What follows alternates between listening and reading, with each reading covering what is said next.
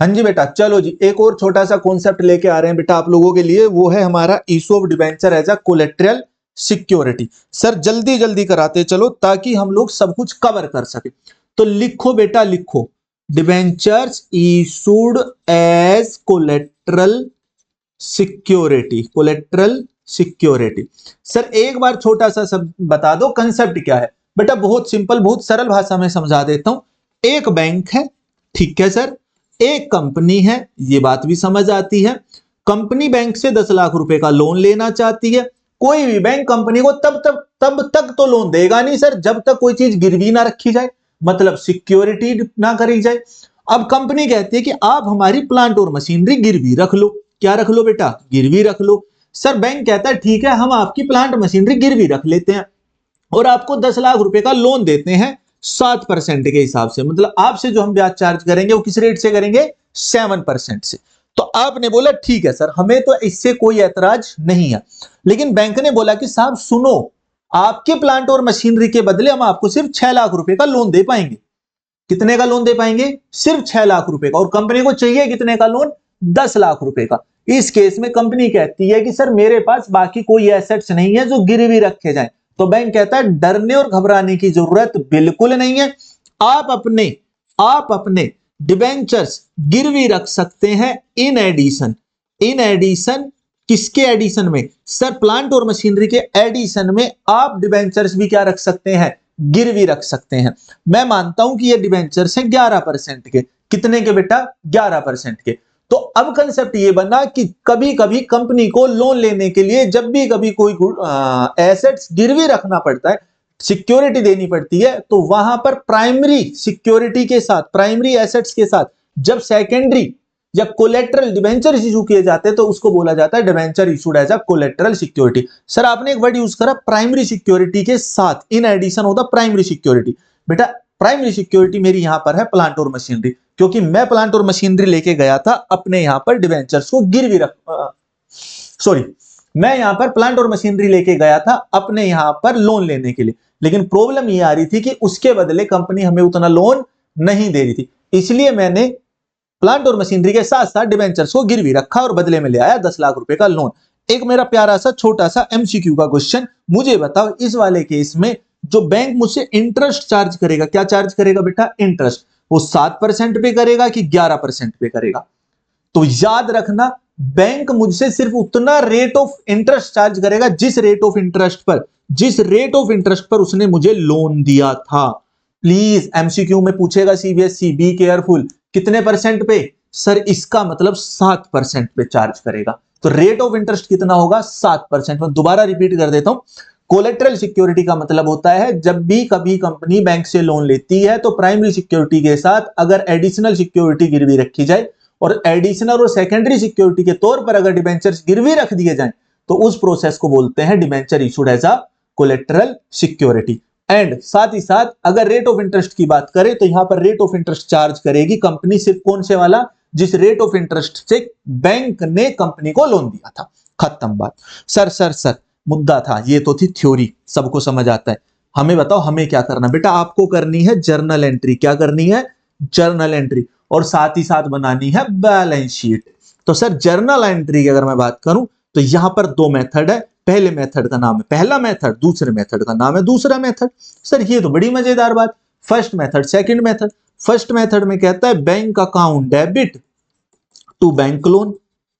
खत्म भाई, बैंक में पैसा आया, किस बात का आया? बोला बैंक से लोन लिया।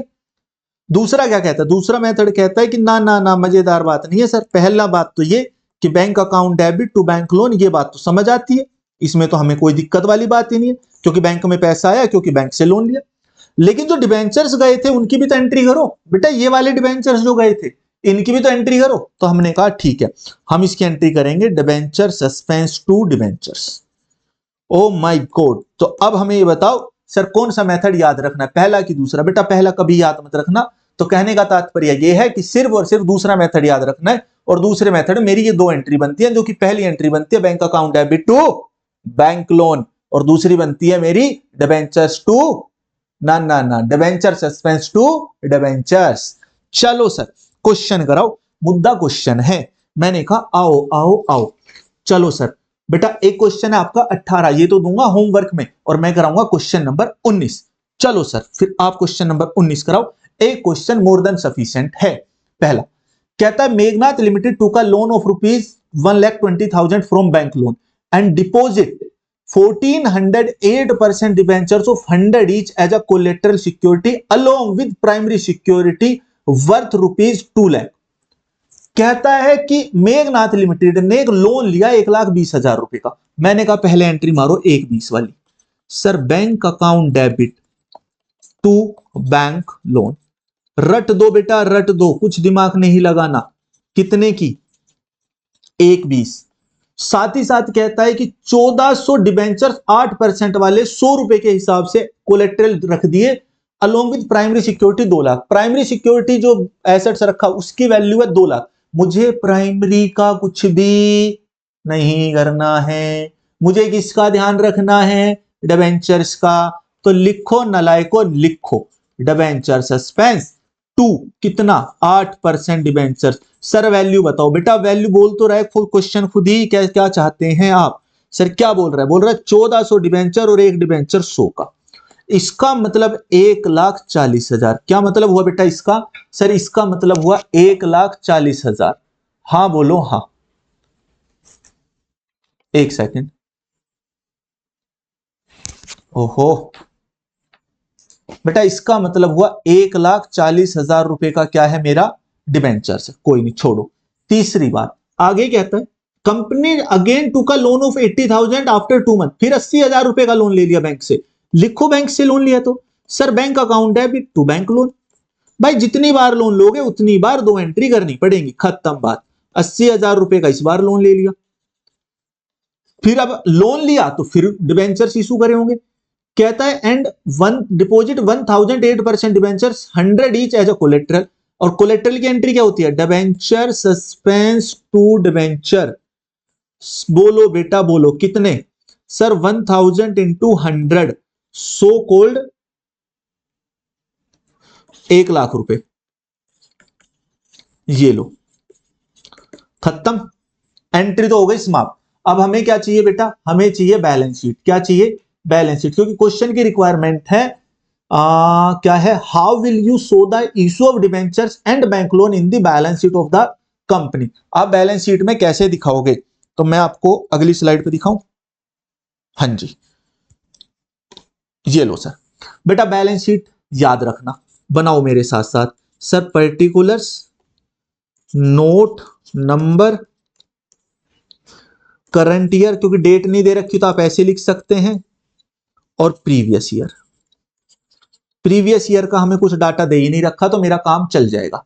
लिखो पहला equity and liability. Equity and liability, ये मैंने थोड़ा ज्यादा बना दिया, इतने की जरूरत पड़ेगी नहीं, इतने से काम चल जाएगा। बाकी अपन कर देंगे नोट्स, ठीक है जी। इक्विटी एंड लायबिलिटी बेटा उसके नीचे लिखो नॉन करंट लायबिलिटी। सर क्यों है नॉन करंट लायबिलिटी? बेटा आपने लोन लिया लॉन्ग टर्म के लिए, और लॉन्ग टर्म लायबिलिटी किधर आती है? लॉन्ग टर्म बोरिंग्स किधर आती है? बोलो रे बोलो। सर लॉन्ग टर्म बोरिंग्स आती है नॉन करंट लायबिलिटी के अंदर। तो इतना करने में किसी को दिक्कत आ रही है तो पूछो। इतना तो लिख ही देंगे, equity and liability, non current liability, और नीचे लॉन्ग टर्म बोरिंग्स। अब लिखो नीचे नोट 1, बनाओ इसको भी सेम सेम। प्रीवियस ईयर का डाटा नहीं है तो जरूरत नहीं है, सीधा लिखो करंट ईयर। बेटा यहां लिखो पर्टिकुलर्स, क्या हेडिंग है ये? Sir long term borrowings.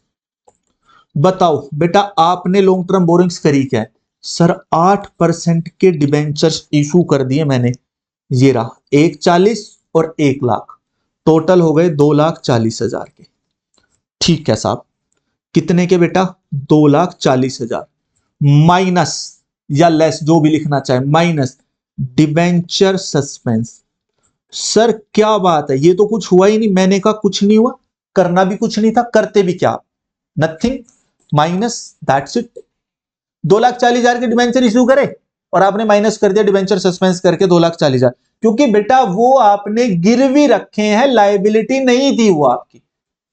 Okay, अब इसमें एक लाइन और लिख लो बेटा, बैंक लोन तो आपने लिया ही है। हाँ सर, कितने का लिया है साहब? सर 1,20 और 80। सर 2 लाख रुपए का बैंक लोन लिया है। तो लिखो यहां पर 2 लाख रुपए और इसके ब्रैकेट में एक लाइन याद रख लो यार बेटा, याद ही रख लेना, याद ना रख पाओ ना तो बेटा अपनी लैंग्वेज में लिखना, लेकिन बात उसका मतलब सेम आना चाहिए। लाइन क्या है मैं भी लिख देता हूं, लिखो on primary security worth ₹2 lakh and collateral security of debentures rupees कितने के थे 240 के। सर क्या मतलब है बेटा, इस वाले क्वेश्चन में उसने प्राइमरी सिक्योरिटी आपको दे रखी थी 2 लाख रुपए की, तो जो प्राइमरी सिक्योरिटी दे रखी थी ना साहब, वो प्राइमरी सिक्योरिटी भी बता दो कि मैंने 2,40,000 का 2 लाख का लोन लिया है और प्राइमरी सिक्योरिटी मैंने 2 लाख रुपए रखी है और उसके साथ साथ 2,40,000 की collateral security as a debenture भी रखी है। तो सर ध्यान क्या रखना है, ध्यान रखना है ये balance sheet simple equity and liability long term borrowings, उसके नीचे बोलो नॉन करंट लायबिलिटी, उसके नीचे लॉन्ग टर्म बोरिंग, और लॉन्ग टर्म बोरिंग का नोट क्या बनाओगे, सबसे पहले डिबेंचर्स में से डिबेंचर सस्पेंस माइनस, फिर लिखेंगे बैंक लोन जितना लिया है वो लिखेंगे, उसके ब्रैकेट में लिखेंगे कि बैंक लोन लेते समय आपने क्या चीज गिरवी रखी। तो इसने लिखा यहां पर on primary security of ₹2 lakh and collateral security of debentures worth ₹2,40,000। Is it clear और नोट? हाँ, और अगर क्वेश्चन के अंदर प्राइमरी सिक्योरिटी की वैल्यू ना दे रखी हो तो सिंपल लिखना है आपको as a collateral security of debentures rupees जो भी अमाउंट गिवन होगा। हाँ या ना बोलो फास्ट। बात समझ आती है या नहीं आती है? सर बिल्कुल समझ आती है। फिर से एक और वीडियो और चैप्टर हो जाएगा समाप्त। तब तक के लिए goodbye, thank you so much.